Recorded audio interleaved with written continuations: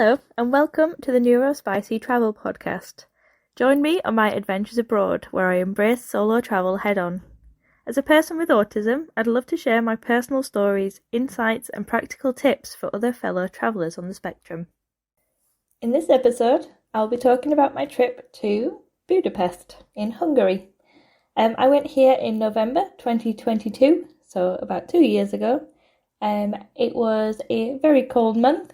I absolutely loved the place, and I actually went with my friend Sylvia, who actually currently lives there. I realised that I actually wrote down an actual diary about my trip. So I thought, instead of trying to remember that far back, I will just go through the diary and sort of review afterwards. You can hear sort of signs of struggle, just trying to order food and sort of making my way around such a big place. So hopefully you can get some good tips on how to deal with this sort of thing. I hope you enjoy.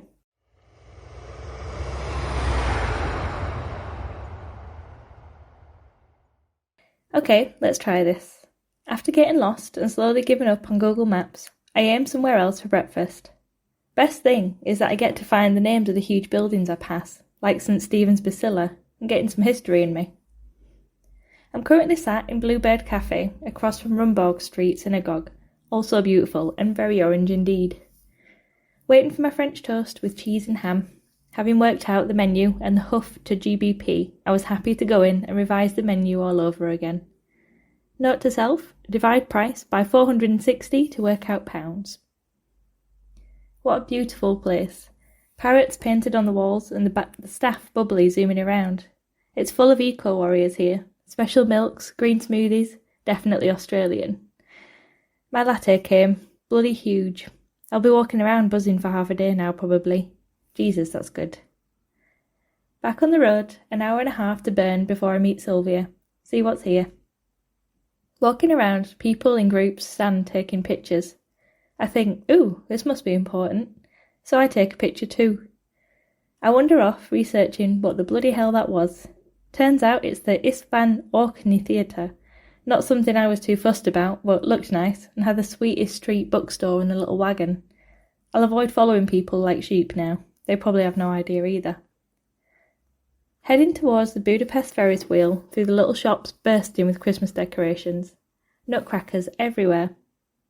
I wonder how adults usually enjoy a holiday like this. This place is massive. Hopefully Sylvia can find me. I'm staying on a bench at Elizabeth Square trying to Google where I can get a hot chocolate near me.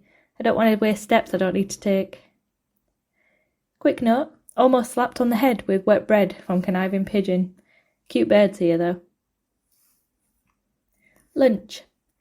7,000 steps in and I've found the Danube River. It's stunning. So many little tables selling pastries and mulled wine.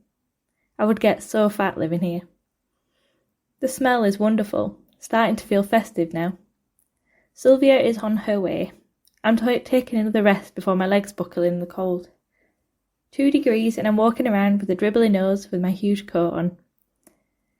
Note to self, pick up on the direction of traffic in shops. Do not set off door alarms. Evening. It was great seeing a familiar face in an alien destination and lovely to see Sylvia again after so long. I'm starting to see why she left Leeds. She took me along the Elizabeth Bridge.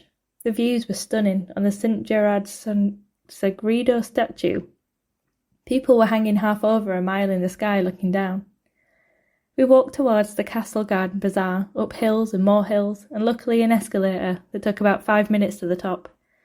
You could see the entire Pest side of the city and the Hungarian Parliament building too. Fisherman's Bastion was the end of the trail. The view's still the same, but just as breathless. Sylvia went through so much interesting history about Hungary through World War I and World War II, the forced religion movement where Christianity was enforced with a new king, and invasions from Turkey and Russia. You'd think she'd lived through it all. Nice to know where the Turkish baths came from. At our highest point, we stopped by a super fancy cafe and ordered a Bailey's latte with a tiramisu. Fair to say I walked out with warm ears.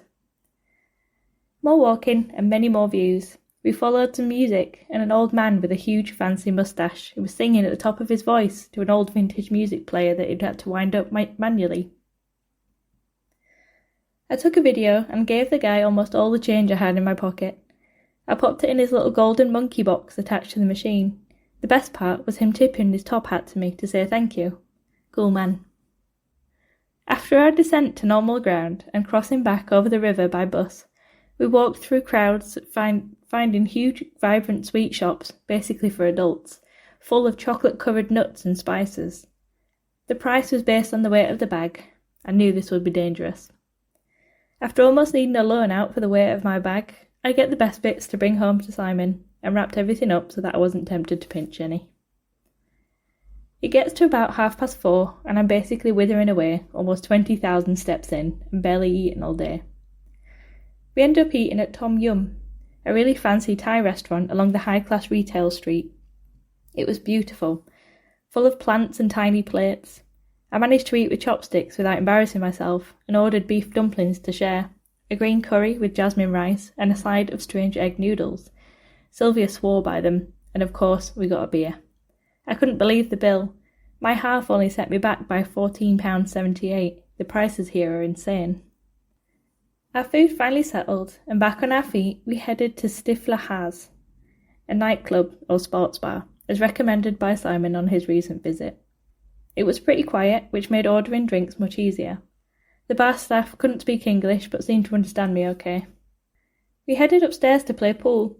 It was packed full of people my own age, from all over the world. The British people sticking out like a sore thumb, apologising all the time, of course. After 3 games winning pool, I was pretty hyped. We got a silent crowd watching us. Couldn't tell if it was the shock of women playing pool or the language.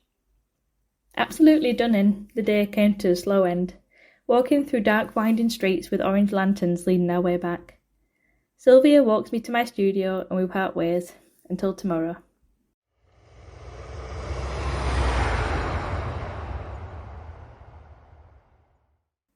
Morning.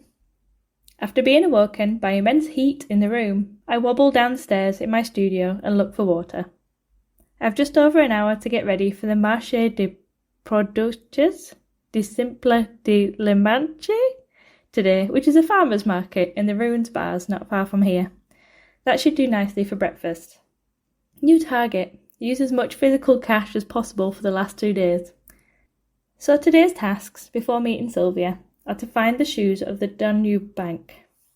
They were made to honour the Jews that were massacred by fascist Hungarian militia in World War II, so I've learned.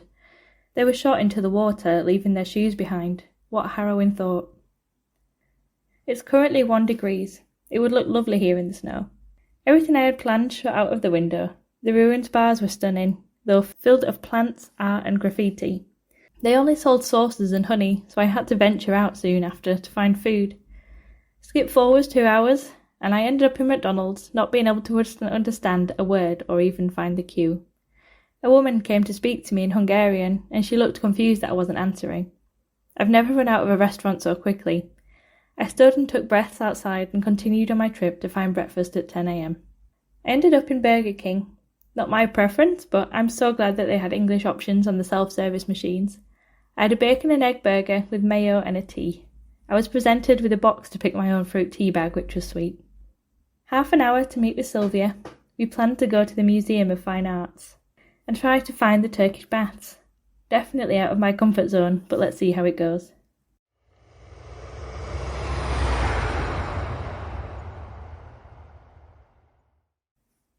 And so that was everything I had, just on my diary. In the end, we ended up going to the Turkish baths. They were nothing like I've ever seen before. So I think at one point it got to about 2 degrees and the water itself was 25. So when you went outside, it was just steam everywhere and it just felt amazing. I remember sitting in a little cafe as well that was also outside, and we just sat there with some hot chocolates just wrapped up in towels, and it was one of the best memories I'll keep. There were saunas, lots of different pools. It was absolutely surreal. It was lovely. The trip soon came to an end. Overall, I absolutely loved it. 10 out of 10. I will definitely be back, and do think that if you want to do it solo, I think you'd be absolutely fine, to be honest, dealing with the languages. I've heard that it's usually the younger generation that are more likely to speak English, So it's not like it's impossible. Everyone's very friendly. Obviously, everyone deals with it differently on how it might make you feel a bit alienated. But overall, I think it's quite a modern place, and I think it's very inclusive. So yeah, thank you. A quick disclaimer with ASD is how I feel and what I see. I have no facts, no wish to teach. I want to share confidence to head for the beach. Ask your questions and give advice. Write your comments, but keep it nice. Another tale of travel at sea. In 1 month's time, who knows where I'll be. A quiet space, sun, a sea that's glistening. Thanks for finding me, and thanks for listening.